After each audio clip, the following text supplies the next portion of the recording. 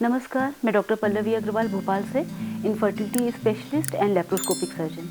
आज मैं बात कर रही हूँ आपसे assisted laser hatching. Assisted laser hatching यानी कि अंडे को फोड़ के बाहर निकलना। हम सभी को पता है कि चूजा जैसे अंडे के बाहर निकलता है, अंडा बहुत कड़ा होता है और उसको फोड़ के बाहर निकलता है। तो ऐसा ही भ्रूण के साथ होता है बच्चेदानी के अंदर। भ्रूण ज़ोना पेल्यूसिडा करके एक लेयर होती है, उसको तोड़ के उसके अंदर का कंटेंट बाहर निकलता है, तब वो बच्चेदानी की परत के अंदर चिपकता है। नॉर्मली ये प्रोसेस अपने आप होती है। असिस्टेड मतलब कि हम उसमें हेल्प कर रहे हैं। तो असिस्टेड लेज़र हैचिंग ऐसी नहीं है कि आज की प्रक्रिया है, बहुत सदियों से, बहुत समय से चली आ रही है। शुरुआत में कई बार मैकेनिकल यानी कि सुई वगैरह चुभा के, फिर उसके बाद केमिकल यानी कुछ लिक्विड डाला गया एम्ब्रियो के अराउंड, जिससे कि परत थोड़ी सी पतली हो जाए। लेकिन अब जो बहुत ज़्यादा चलन में है और सबसे ज़्यादा अच्छी है वो है लेज़र असिस्टेड हैचिंग। लेज़र एक मशीन है जिसके द्वारा हम 2 या 3 जगह छोटे छोटे होल बना देते हैं, छोटे छोटे छेद बना देते हैं एम्ब्रियो में, जिससे कि वो वीक हो जाए और अंदर जब हम इम्प्लांट करें तो अपने आप अंदर का मटेरियल, जिसको कि हम बोलते हैं ट्रोफोएक्टोडर्म, वो अंदर निकल के अच्छी तरह से इम्प्लांट हो जाए। तो जब भी हम ये बात करते हैं कि हमें ये क्यों करना चाहिए और कब कराना चाहिए, तो इंडिकेशन सब में नहीं है। बहुत क्लियर कट 3 या 4 ही इंडिकेशंस हैं कि किन में कराना चाहिए। पहला तो कि जिनकी उम्र 35 साल से ऊपर है, उनमें ऐसा माना जाता है कि जो एम्ब्रियो की ऊपरी परत है, जिसको कि हम ज़ोना पेल्यूसिडा बोलते हैं, वो थोड़ी हार्ड होती है, तो उसमें ये करना ठीक माना जाता है। उदाहरण के तौर पे अगर हमें घर पे किसी बच्चे को एग तोड़ने के लिए देना हो और हमें पता हो कि बच्चा छोटा है, नहीं तोड़ पाएगा, तो हम उसको हल्का सा क्रैक करके देंगे। तो यही सेम फंडा यहाँ पर अप्लाई होता है कि 35 साल से ऊपर की उम्र है महिला की, तो एग की जो लेयर है हो सकता है वो थिक हो।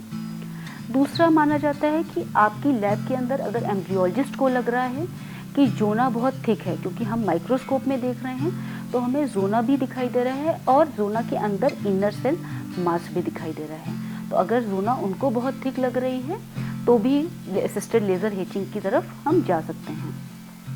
तीसरा, आज की डेट में जो माना जाता है और बहुत सारी स्टडीज़ में ये दिखाया गया लेकिन प्रूवेड नहीं है, वो ये है कि जब भी हम फ्रोज़न साइकिल में जाते हैं कि हमने फ्रेश एम्ब्रियो बनाए, उनको फ्रीज़ कर लिया, जो दंपत्ति आईवीएफ साइकिल करा चुके हैं उन सभी को फ्रोज़न साइकिल के बारे में पता है।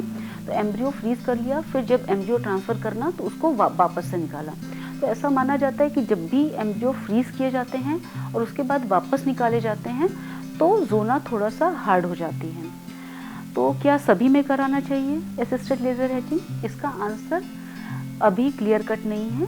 कॉक्रेन स्टडीज़ ने ये बोला है कि असिस्टेड लेज़र हैचिंग का कोई क्लियर कट एडवांटेज यानी कि ये अच्छी है और सब में करनी है, ऐसा नहीं है।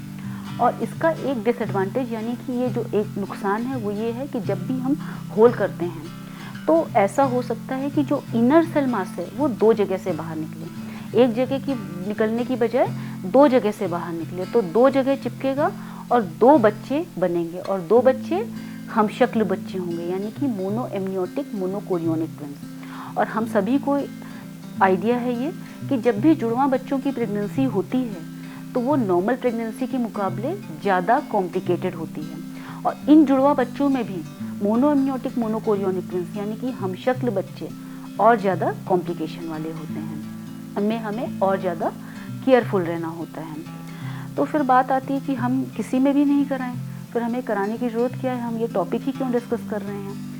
अगर आपका पहले आईवीएफ फेलियर है, अगर आपका पहले आईवीएफ कोई फेल हो चुका है और उसमें कोई कारण हमें नहीं पता चला, कारण क्या होते हैं आईवीएफ फेलियर के कि कारण नहीं पता चला कि आपका एम्ब्रियो अच्छा था, बहुत लास्ट था, 5वें दिन का एम्ब्रियो था, परत बहुत अच्छी थी और पहले कोई एबॉर्शन वगैरह की ऐसी कोई आपकी यंग एज है, कोई कारण नहीं पता चल पाया कि क्यों आईवीएफ फेलियर हुआ है आपका, तो आप असिस्टेड लेज़र हैचिंग के बारे में अपने आईवीएफ एक्सपर्ट से ज़रूर डिस्कस करें। और आखिरी वर्ड इसमें कि असिस्टेड लेज़र हैचिंग अपने आप में थोड़ा कॉस्ट आईवीएफ का बढ़ा देती है। धन्यवाद, ये मेरी सारी जानकारी असिस्टेड लेज़र हैचिंग के बारे में।